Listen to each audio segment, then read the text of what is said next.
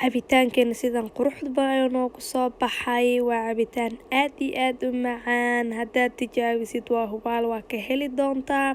laba shay unbuu لا تحسب أن الدين بعيد عن حب وحياة، وبهجرك للدين ستحيا تعشق ما قلبك يهوى، أو أن الأيام ستحلو وترى الدنيا. sidaa meeshan ujeedaan waxaa ku haysanaa waxa cabitaankeena ka samayn lahayn.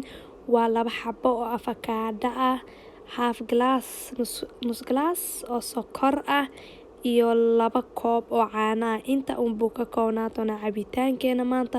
waa cabitaan aad iyo aad u macaan. tijaabi waa ka heli doontaa. afakaadhada waa cabitaanada aan aad u jeclahay ayuu ka mid yahay. waa arkaynaa siduu ku soo baxo.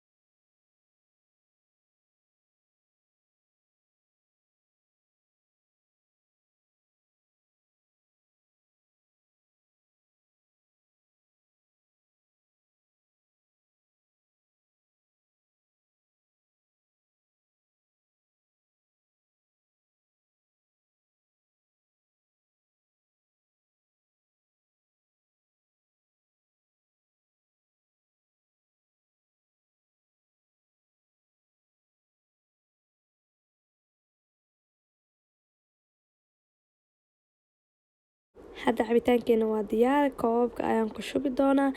waa cabitaan aad iyo aad u macaan. tijaabiye adinkana waa ka heli doontaan. kalarkeeda kala qurux badan green waa kalar indhaha u roon. cabitaankan aad iyo aad ayuu fiican yahay. afakaadhada caafimaad ay leedahay, fitamiino badan ku jiro. tijaabiye waa ka heli doontaan. fadlan haddaa video ka heshay like iyo salaamu calaykum.